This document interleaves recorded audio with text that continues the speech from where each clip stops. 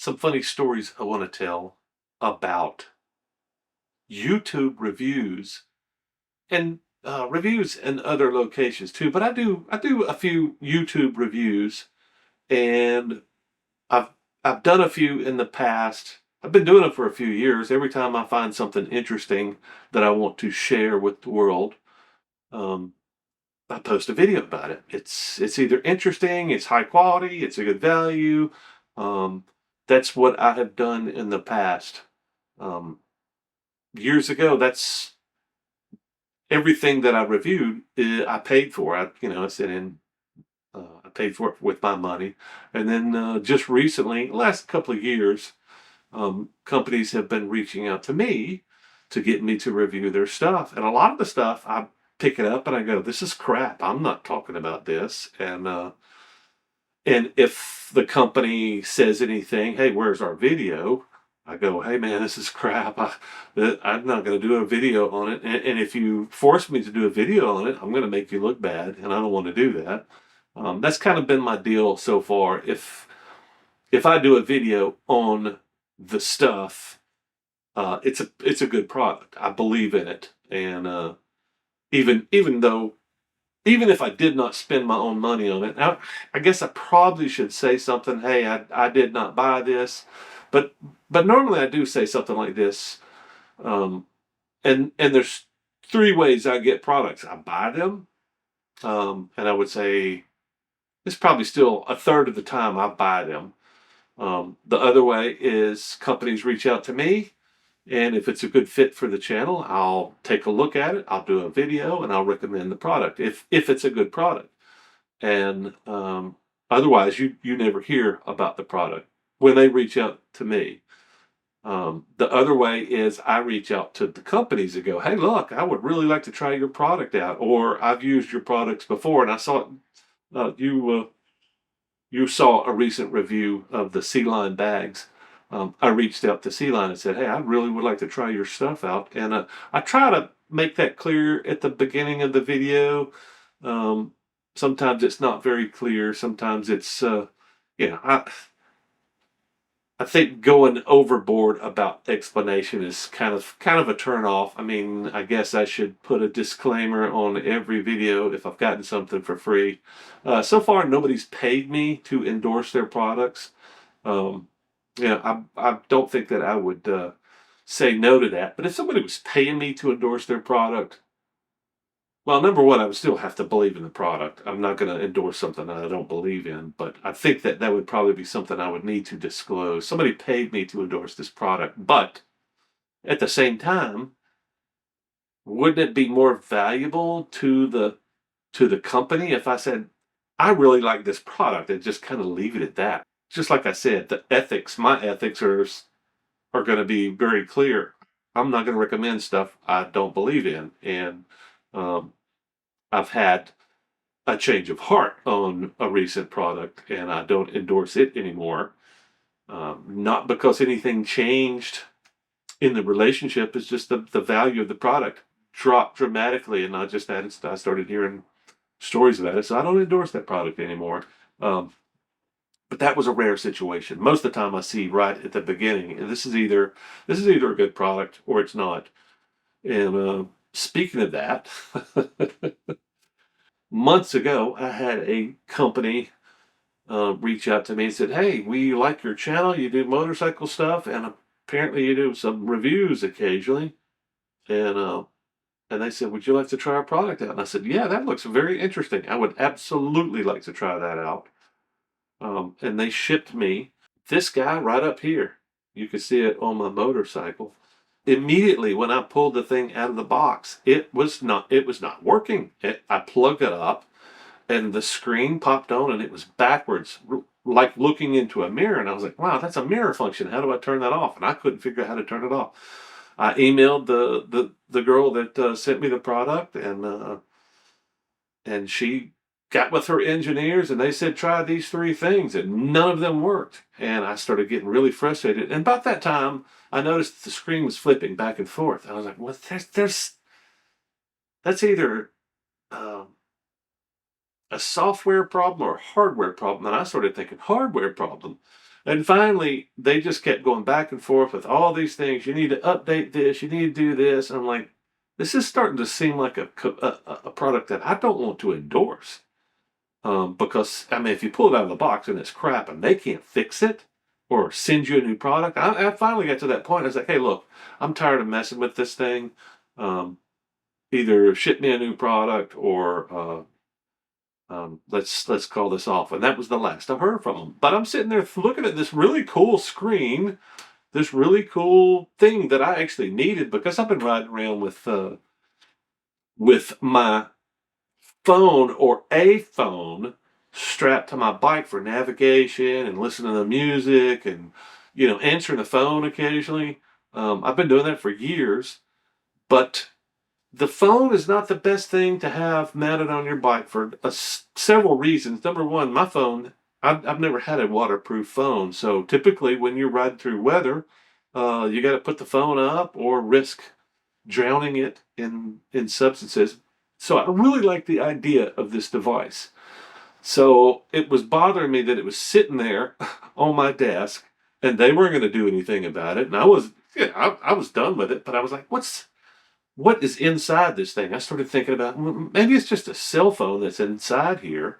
So I pulled the thing off, pulled the thing apart, had screws, pulled the thing apart, started fishing around inside, and it had a couple of tape connectors. If you don't understand tape connectors, it's basically flat tape with circuits, like circuit tape.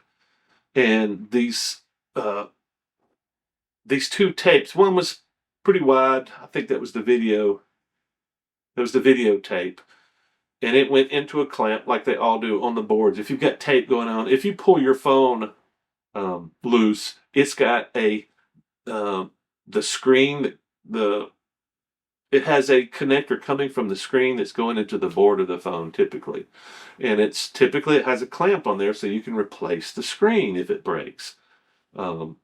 And in addition, it had another smaller piece of tape that went into a clamping mechanism that ran the touch input.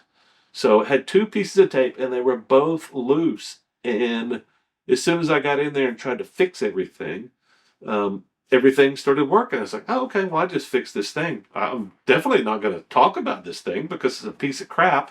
Oddly, the name of the brand name of this piece of crap was Carpuride, and I started calling it Crapuride.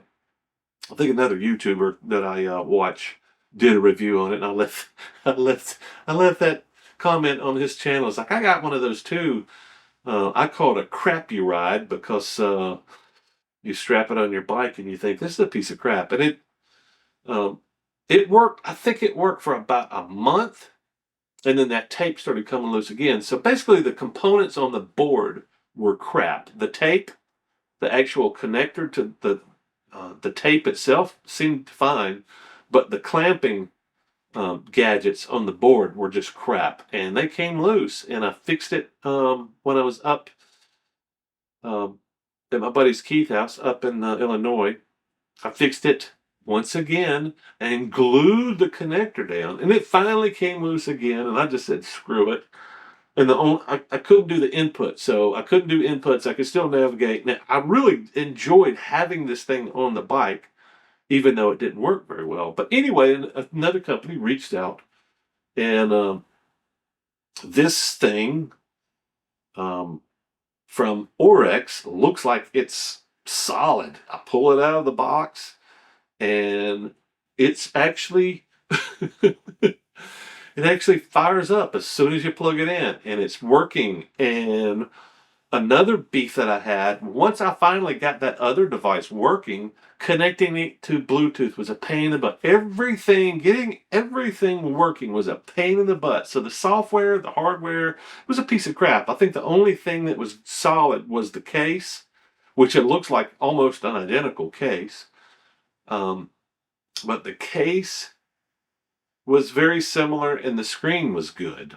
So the screen, the hardware, the outside looked pretty good. The inside was crap. The software was crap. But this stuff is really good. It fires up really quickly, and it's brilliant display. I think the one thing that I've seen so far is Um, the screen when the nav map pops up, when your Google Maps pops up, it's a little bit small, but other than that, everything I've seen so far, I really like. And since they've been bugging me, I'm gonna just do this. I'm gonna call this the review. I like the stuff so far, but since they won't wait until I get my leg, I can't mount it on the bike. I can't ride with it. But I'm gonna assume this thing works well. Um, just like any nav device. Um, since the form and function, the one of the things I don't like about it is the mounting system. I much prefer the ring mount that I bought. I don't know, three years back. I actually did a quick review on that too. Much better mounting system. Much less clunky, not in the way. I think they probably should have spent the money to put this thing in the box with this. Um, I would say it would probably be much easier to mount, much less in the way, and probably much more solid device as what I've had here.